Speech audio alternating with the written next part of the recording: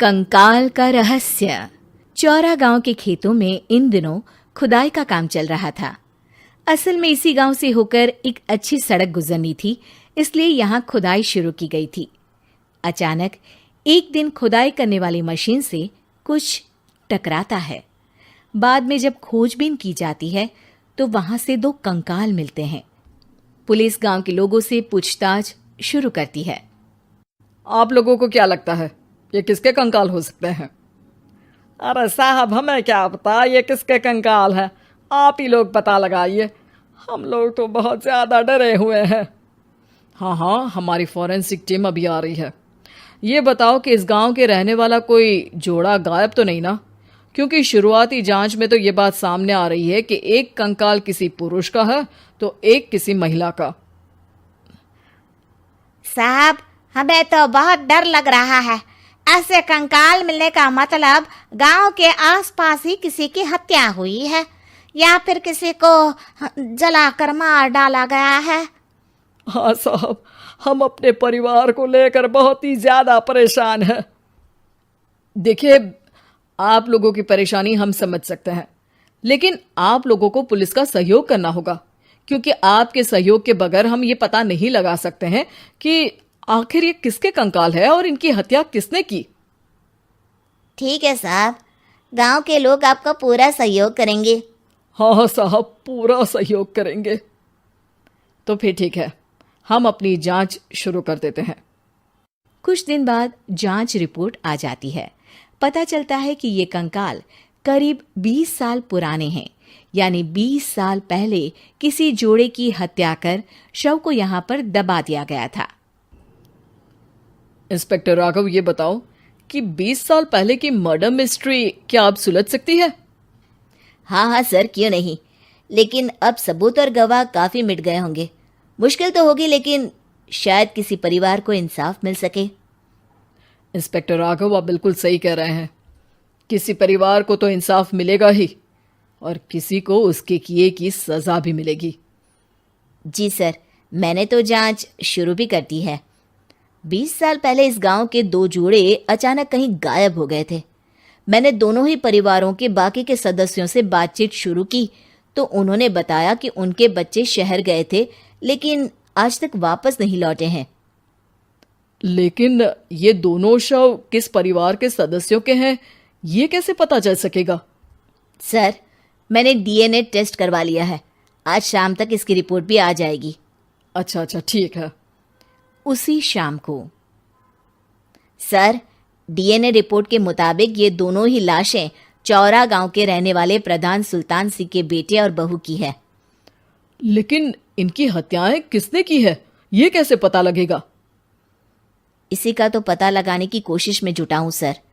आज सुल्तान सिंह से मिलने भी जा रहा हूं। मेरा बेटा और बहू तो मेरे लिए सिर्फ यादों में ही रह गए थे। हमें उनकी लाशें तक नहीं मिल सकी थी। आज 20 साल बाद उनके कंकाल मिले हैं। मैं अब किसके लिए जीऊं?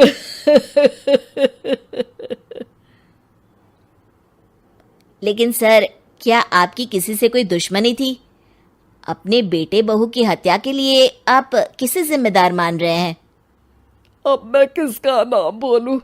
मेरी तो किसी से दुश्मनी नहीं थी, बस मेरे बेटे बहू को कोई वापस ला पाता।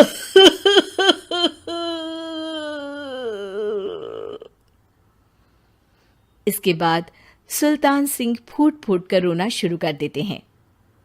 सर, अब आप इनका अंतिम संस्कार करवा सकते हैं। कम से कम इनका शरीर ना सही, इनका कंकाल तो आपको मिला है। लेकिन हाँ, अगर आपको कुछ भी याद आए तो जरूर बताइएगा। मेरी तो बेटा अब उम्र हो गई है, लेकिन मेरे बेटे और बहू के हत्यारों का जरूर पता लगाइएगा, क्योंकि जब तक हत्यारे पकड़े नहीं जाएंगे मेरा मन नहीं मानेगा। सर, हमारी पूरी कोशिश रहेगी हत्यारे को पकड़ने की। लेकिन एक बात बताइए, उस वक्त आपको किस पर शक गया था? उस वक्त मेरे एक ड्राइवर को पकड़ा गया था, लेकिन सबूतों के अभाव में उसे छोड़ दिया गया था। अच्छा, और ड्राइवर पर कैसे शक हुआ था? क्योंकि उस दिन ड्राइवर छुट्टी पर था। उस समय लेकिन लाश क्यों नहीं मिल सकी थी? उस वक्त पुलिस ने बहुत कोशिश की थी, लेकिन दोनों की डेड बॉडी नहीं मिल सकी थी। ठीक है, हमारी तफ्तीश चल रही है, मैं फिर आऊंगा। इसके बाद इंस्पेक्टर वहां से चला जाता है और सुल्तान सिंह अपने बेटे और बहू की याद में खो जाते हैं।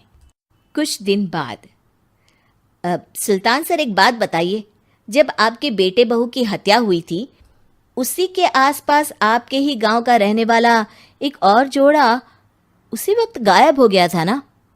हाँ सर, अलका और अभिषेक, वो भी मेरे बच्चों जैसे ही थे। तो फिर वो कहाँ है? उनका भी आज तक पता नहीं चल सका, लेकिन बताते हैं कि कुछ साल पहले अभिषेक को गांव के ही किसी आदमी ने मुंबई में देखा था, लेकिन फिर वो गायब हो गया। यानी अभिषेक और अलका की हत्या नहीं हुई थी, बल्कि उन्होंने किसी वजह से खुद ही गांव छोड़ दिया था। हाँ, हो सकता है, क्योंकि अभिषेक मेरे बेटे संतोष का अच्छा दोस्त था और उसका मेरे घर भी आना जाना लगा रहता था। हो सकता है कि उसने मेरे बेटे और बहू के बारे में सुन लिया हो और ये गांव छोड़ दिया हो सकता है।